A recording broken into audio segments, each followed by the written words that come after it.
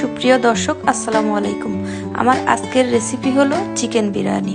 খুব সহজ ও ঘরোয়াভাবে অল্প তেল মশলায় বিরিয়ানিটি রান্না করে দেখাবো, কিন্তু খেতে হবে নামি দামি বাবুর্চির রান্নার মতো অথবা তার চেয়েও বেশি টেস্টের। অনেকেই আমার কাছে রিকোয়েস্ট করেছিল চিকেন বিরিয়ানি খুব সহজেই কিভাবে রান্না করা যায় সেই রেসিপিটি দেখানোর জন্য। তো আমি যথাসাধ্য চেষ্টা করেছি পারফেক্ট টেস্ট আনতে ও খুব সহজভাবে রেসিপিটি দেখাতে। আশা করি আজকের ভিডিওটা আপনাদের অনেক ভালো লাগবে। এখানে আমি পাকিস্তানি মুরগি নিয়েছি, বড় সাইজের 2টা 8টা পিস করে নিয়েছি এখানে। আর দিচ্ছি 1 চামচ মতো সয়া সস আর লবণ দিয়ে একটু ম্যারিনেট করে রাখবো 30 মিনিটের মতো। এদিকে একটা মশলা তৈরি করে নেব। 1 চামচ মরিচের গুঁড়া, 1 চামচ ধনিয়ার গুঁড়া, 1 চামচ দিচ্ছি ভাজা জিরার গুঁড়া, 1/2 চামচ দিলাম কালো গোলমরিচ গুঁড়া, গরম মশলা গুঁড়া 1/2 চামচ, জিরা বাটা 1 চামচ, গ্রেভির জন্য 3 চামচ এখানে আমি পেঁয়াজ বাটা দিচ্ছি, 2 চামচ আদা বাটা দিচ্ছি, 2 চামচ রসুন বাটা, আর দিচ্ছি এখানে 2 চামচ কাঁচামরিচ বাটা, সয়া সস দিচ্ছি 2 চামচ। এবার অ্যাড করব আরও কিছু মশলা। টমেটো সস দিচ্ছি এখানে আমি ভরে ভরে 3 টেবিল চামচ, আর দিয়ে দিব স্বাদ মতো লবণ ও দিচ্ছি 3 চামচ টক দই। সবকিছু একসাথে সুন্দর করে মিশিয়ে নেব। এর আগে দিয়ে দিচ্ছি রাঁধুনি বিরিয়ানি প্যাকেটের মশলা 1/2, আর পরে আমি 1/2 ইউজ করব রান্নার শেষে। মশলাটা সুন্দর করে একটু মেখে নিয়ে রেখে দিচ্ছি। আর দিয়ে দিচ্ছি গরম মশলা। এখানে আমি দারচিনি দিয়েছি 7 থেকে 8টা, আর 2টা কালো এলাচ আর 6টা মতো সাদা এলাচ একটু থেতা করে দিয়ে দিচ্ছি। এরপর আমি মাংসগুলো ভাজতে চলে যাব। এদিকে একটা জয়ফল আস্ত গুঁড়া করে দিচ্ছি। জয়ফলের খোসাটা উপর থেকে একটু থেতা করে নিয়ে ফেলে দিলাম। জয়ফলটা দিলে এই মাংসের ফ্লেভারটাও অনেক সুন্দর আসে আর বিরিয়ানিটা অনেক বেশি টেস্টের হয়। এদিকে একটা ফ্রাই প্যানে মাংসগুলো আমি রোস্ট যেভাবে ভাজে সেভাবে একটু গোল্ডেন ব্রাউন করে ভেজে নেব। আমি এখানে মাংসের টুকরাগুলো একটু বড় রাখছি, আপনারা চাইলে একটু ছোট করেও নিতে পারেন, অথবা গরু, খাসি বা ব্রয়লার মাংস দিয়েও এই রেসিপিতে সেমভাবে রান্না করতে পারেন।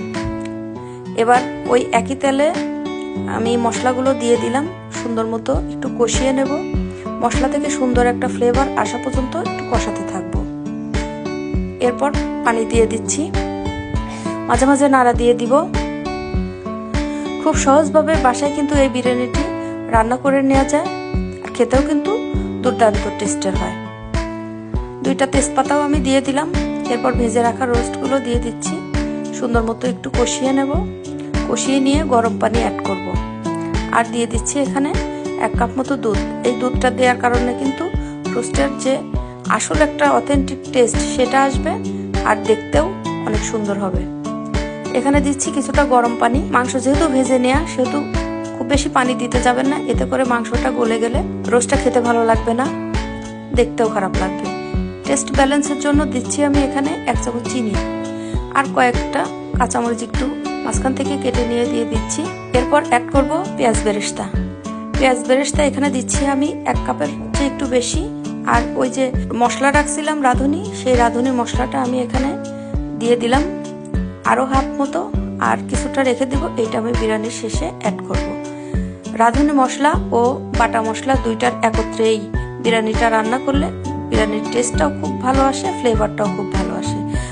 এখানে আমি চালের ডাবল পানি নিয়েছি, আর দিয়ে দিলাম সামান্য তেল, কয়েক টুকরা জয়ত্রী, 3টা সাদা এলাচ, শাহাজিরা দিয়ে দিলাম সামান্য। আর এখানে চাল নিয়েছি আমি 1.5 কেজির মতো। 1.5 কেজি চালে 2টা মুরগি, এটা একটা পারফেক্ট ব্যালেন্স বা মেজারমেন্ট। সুন্দর মতো ঝরঝরে করে রাইসটা রান্না করে নেব। রাইসটা 5 থেকে 6 মিনিট রান্না করে নিলাম। 70% সিদ্ধ করে নিয়েছি, হয়ে গিয়েছে, তুলে নিলাম অর্ধেকটা।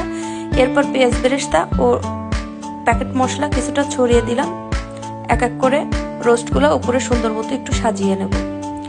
আর যে তুলে রাখছিলাম রাইস, বাদ বাকি রাইসটা আমি উপর দিয়ে সুন্দরভাবে ছড়িয়ে দিয়ে প্যাকেটের মশলাগুলো দিয়ে দিলাম। আর এখানে কিছুটা কাঠবাদাম আমি ঘি দিয়ে একটু ভেজে নিয়েছি আর দিয়ে দিচ্ছি কিশমিশ আধা মুঠের মতো, আর এখানে ঘি অ্যাড করছি। আমি কিন্তু অতিরিক্ত মশলা বা অতিরিক্ত ঘি দিয়ে বিরিয়ানিটা রান্না করছি না, খুবই সাধারণ নর্মাল ভাবে রান্না করছি। এবার দমে দিয়ে রাখবো 15 থেকে 20 মিনিট মতো।